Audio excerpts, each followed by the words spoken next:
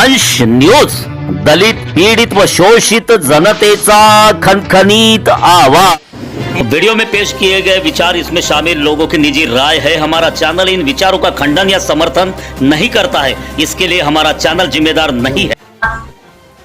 परत एकदा शेतीच्या फसवणुकीचं परत एक प्रकरण आपण कामठी तालुक्यातील गुमठी येथील आपण हे प्रकरण आपण जनतेच्या पुढे आणत आहोत।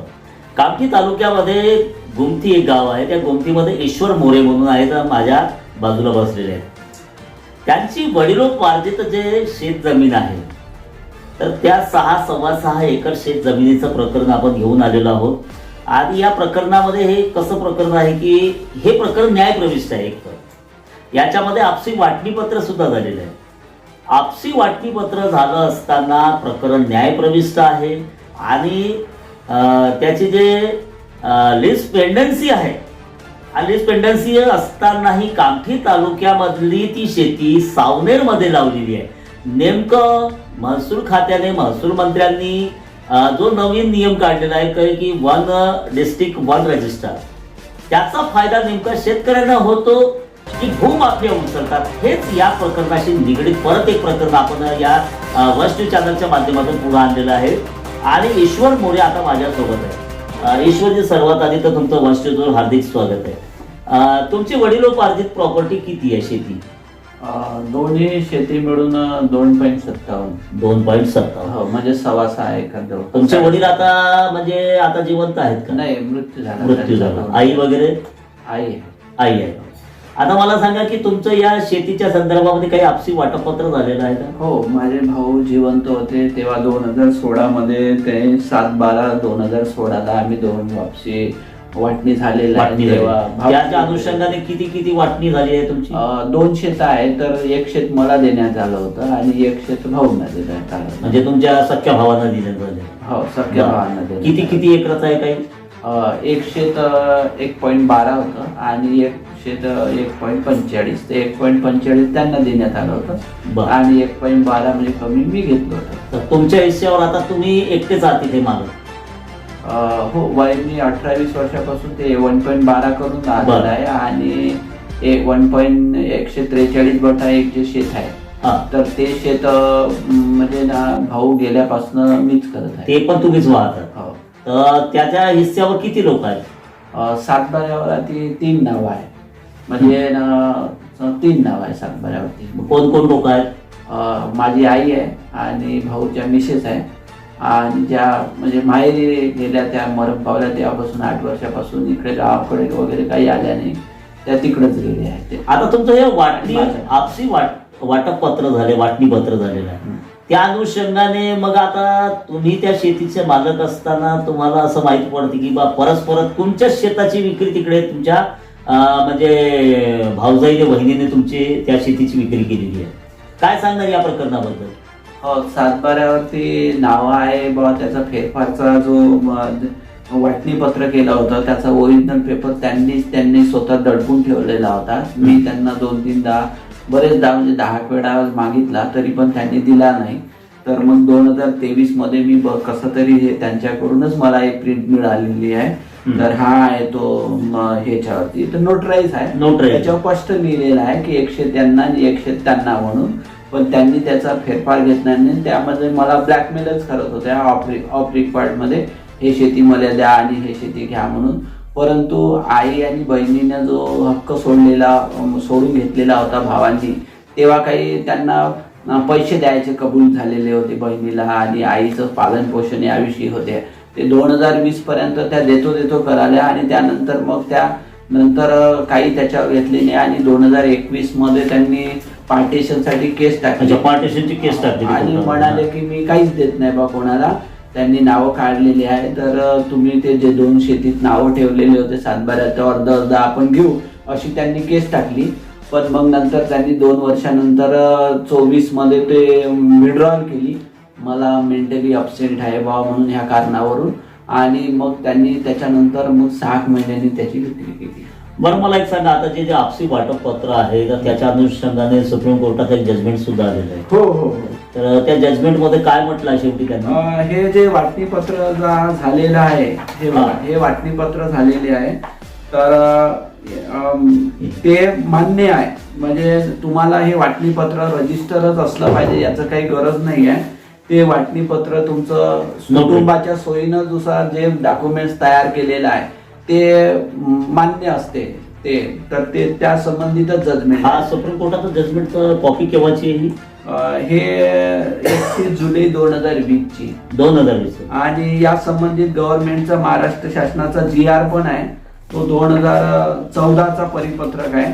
त्याच्यामध्ये पण लिहिलेलं आहे की जे महसूल खात्यांचं आहे 14चं जजमेंट आहे की तुम्हाला वाटणीसाठी रजिस्टर्ड डॉक्युमेंटची काही आवश्यकता नाही. तुमच्या स्टॅम्प पेपरवरती किंवा नोटराईज पेपरवरती तुम्ही वाटणी करून घेऊ शकता. भाऊंची डेट झालेली होती, तर डेट नंतर आई त्यांची वर्ग 1ची वारस असते बा अशी आम्ही अर्ज केलेला होता. तर त्यावरती त्यांनी आईने केलं की 2005च्या सुधारित कायद्यानुसार आई 14 वारस असतात, त्यामध्ये आई जिवंत आहे म्हणून त्यांनी वारस घेतलेले आहे की भाऊच्या मृत्यूनंतर. अच्छा. हो. आता मला एक सांगा, तुमचं हे प्रकरण जे आहे ते न्यायप्रविष्ट आहे. हो. आता न्यायप्रविष्ट प्रकरण असतानाही तिकडच्या तिकडे परस्पर शेतीची विक्री कशी काय झाली मग? ते त्यांनी लपूनच विकली. आम्हाला त्याच्याविषयी काही, मला याच्या संदर्भामध्ये काही कल्पना आहे, काही नोटीस वगैरे आहे? जेव्हा मग पटवाऱ्यांचं तलाठी यांचं आम्हाला फोन आला तेव्हा आम्हाला माहिती. काय फोन आला तुम्हाला? की तुमची शेती विकली बा म्हणून. डायरेक्ट विकली म्हणून तुम्हाला फोन आला? हो. त्याच्या अगोदर तुम्हाला काही नोटीस वगैरे काहीच नाही? त्याच्यावरती तुमचं रजिस्टर ऑफिस मधून काहीच फोन नाही. रजिस्टर ऑफिस मधून काही चावडीवर वगैरे काही तुम्हाला काही दमटी वगैरे काही गावात? 1 वर्ष अगोदर लीज पेंडन्सी नोटीस रजिस्टर्ड केलेला होता वकिलांकडनं की ते म्हणाले की हे असल्यावरती विक्री करता येत नाही बा, किंवा मग विक्री केली तर ते जिम्मेदार असतात बा. तर या संदर्भामध्ये आपण या भागातील नागपूर जिल्ह्याचे पालकमंत्री आणि सध्या राज्याचे महसूल मंत्री चंद्रशेखर बावनकुळे यांना सुद्धा आपण याची तक्रार दिली होती. काय झालं याच्यावर? मी त्यांना म्हटलं की साहेब वाटणीपत्र झालेलं आहे, म्हटलं जे शेत मला हिस्साला दिलेलं होतं ते कोर्टात केस होती ते मी 25 लाख रुपयाला डेव्हलप केलेलं आहे आणि ते शेत विकलं, सोबत लीज पेंडन्सी नोटीस रजिस्टर्ड होता म्हटलं, तरी त्यांनी विक्री लावली. तर त्यांनी साहेबांनी कागद अशा पद्धतीनं जे मोठे मोठे जमिनीचे खरेदी विक्रीचे व्यवहार जे होता रजिस्टर कार्यालयामधनं, तर हे कुठेतरी गैरकायदेशीर वाटते का आपल्याला? हो, एकदमच गैरकायदेशीर. आणि या गोष्टीचं संज्ञान घेऊन पालकमंत्री बावनकुळे साहेबांनी महसूल खात्यातील सावनेरी विभागातल्या ज्या रजिस्टर होत्या त्यांच्या काही कारवाई केली असं सुद्धा ऐकण्यात आहे. हो, त्यांना डॉक्युमेंट दाखवले, त्यानंतर 8-10 दिवसामध्ये त्या निलंबित झालेल्या होत्या.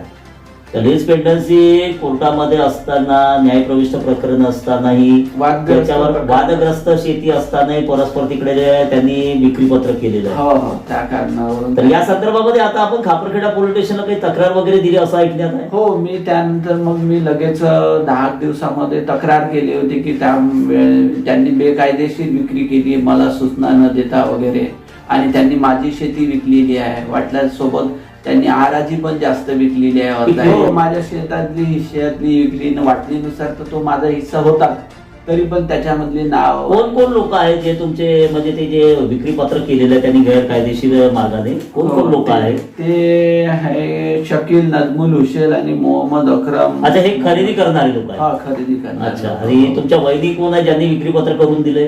लता गजानन मोरे. अच्छा, लता गजानन मोरे यांनी संबंधित जे काही म्हणजे खरेदी करणारे जे लोक आहेत तर त्या लोक शकील हुसेन वगैरे या लोकांना विकलंय परस्पर. मग आता तुमची आता मागणी काय?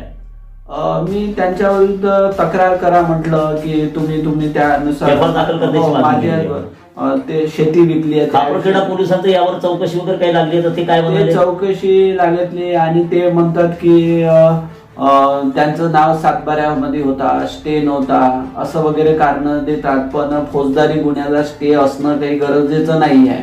सोबतच वाटणीपत्रावरती जे आहे तर वाटणीपत्रावरती मी सुप्रीम कोर्टचं जजमेंट दाखवलं, गव्हर्नमेंटचा GR दाखवला, त्यांना जास्त जमीन विकली त्याची वंशावळ दाखवली, त्याचे माझ्याकडे फेरफार दाखवले, त्याचे माझ्याकडे सर्व प्रूफ आहे. पण ते काही जजमेंट खापरखेड्याचे पोलीस मानत नाही. काही पोलीस ज्यांनी चौकशी केली आहे ते म्हणाले की मी सुप्रीम कोर्टचे जजमेंट आम्हाला लागू होत नाही, आम्ही मानत नाही.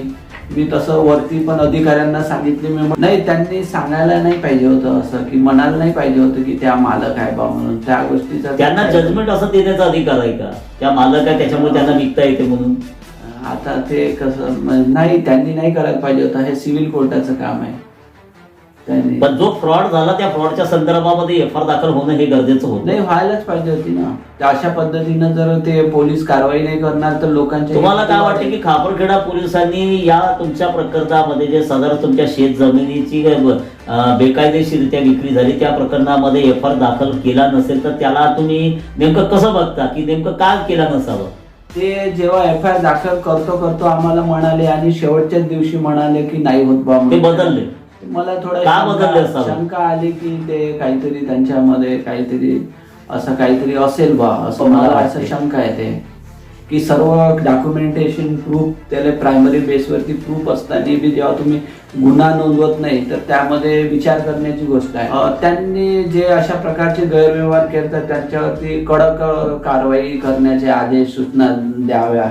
आणि असे विक्रीपत्र होत आहे तर ते विक्रीपत्र कुठेतरी थांबले पाहिजे. त्यांना त्याच्यासाठी माझं असं म्हण आहे की जे विक्रीपत्र होत आहे आणि बरेचशा केसेस कोर्टामध्ये आहे तर त्याच्यामध्ये जर त्यांनी विक्रीपत्राला संमतीपत्र जर ऍड करून घेतलं, कंपल्सरी करून दिलं तर बरेचसे असे घोटाळे आणि जे खूप जमीन विकत घेतात त्यांच्यावरती ते बंदी येईल आणि ते करायलाच पाहिजे. मला त्यांचं असं म्हणजे त्यांची समजा एका दृष्टीने त्यांची नजर खराब आहे, जमीन हडपण्याचा प्रयत्न आहे तो सर्व समजा, तर त्याला आळा बसायला पाहिजे आणि त्यांच्यावर कारवाई व्हायला पाहिजे कडक.